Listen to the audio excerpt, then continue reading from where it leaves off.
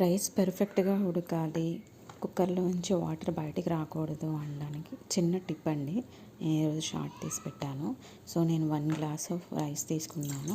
2 glass water add చేయాలి కాబట్టి 1 glass ఫుల్గా యాడ్ చేశాను. మనం కడిగేటప్పుడు కొంచెం వాటర్ మిగిలిపోతుంది. ఎంత బాగా కడిగినా కూడా వాటర్ అనేది కొంచెం ఉండిపోతుంది కాబట్టి దాన్ని కాకుండా మనం యాడ్ చేయాలన్నమాట.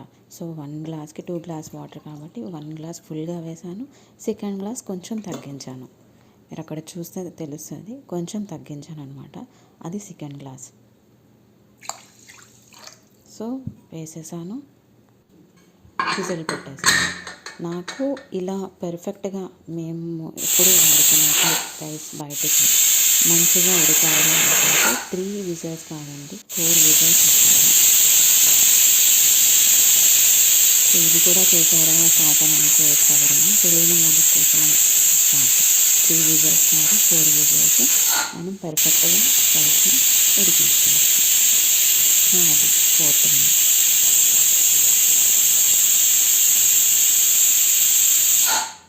ఓకేనా, వాటర్ రాలేదు చూసారా.